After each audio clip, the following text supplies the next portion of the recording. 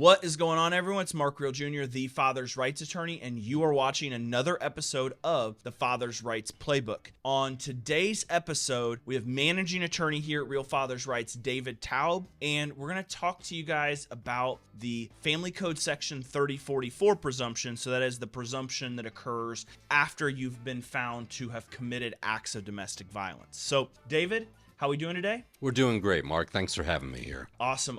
So we'll go ahead and we'll jump right in. Do you want to tell the listeners and viewers what is Family Code Section 3044 and what do we mean when we say the 3044 presumption? Well, Family Code Section 3044, it's a lengthy code section that gets into what's called the presumption. A 3044 presumption is whether a party, a parent, in a family law matter, it would be in the child's best interest for that parent to exercise legal custody of the child. That's the narrow explanation for it. A 3044 issue can arise during any sort of a custody visitation hearing, or especially during a domestic violence restraining order hearing in the California courts. Yeah. So the 3044 presumption is kind of in layman's terms that if you're found to have committed acts of domestic violence, there's a presumption that for a period of 5 years afterwards, it's not in the child's best interest for you to have legal or physical custody. So you as the father get found to have perpetuated domestic violence in a DVRO hearing. This can be a criminal conviction. This can be a dependency or juvenile court issue. But if you're found in family court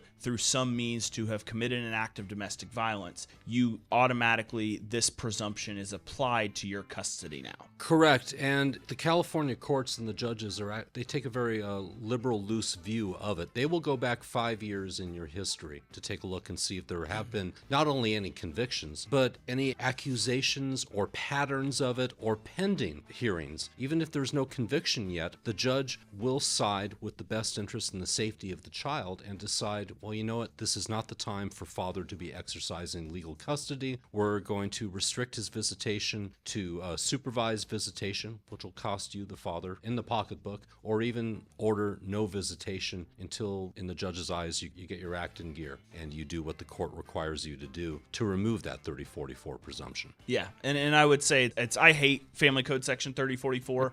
I think it creates a perverse incentive for false allegations, and unfortunately in family court, with the burden being so low, preponderance of the evidence, so 50% in one feather is a way that one of my law school professors taught it. It can be scary. You know, I'm all in favor of protecting the child and protecting any sort of a victim, across the board. However, if you're the father and you're accused, the deck is stacked against you already. With the 3044 presumption, with the preponderance of evidence, it takes a very small amount of proof to restrict you of your rights as a father or as a parent when there is even an allegation of domestic violence. And that keeps a lot of good parents away from their children for months, if not years. Yeah. And the one, I always say it's kind of a double-edged sword. It is a presumption, and you can rebut the presumption, but the case law around rebutting a presumption is extremely difficult. So there's things like it lists off, there are 7 factors in terms of rebutting the presumption, but this is probably the most litigated at the appellate level area of family law is the rebutting of the 3044 presumption, and the bar is extremely high. But it lists off some of the 7 are finishing your 52-week batterers intervention course, if you've been ordered to drug or alcohol, anger management, any sort of rehab that you've completed it, and the list kind of goes on. But to be quite frank, it's very challenging to overcome this presumption. It is, and the first 2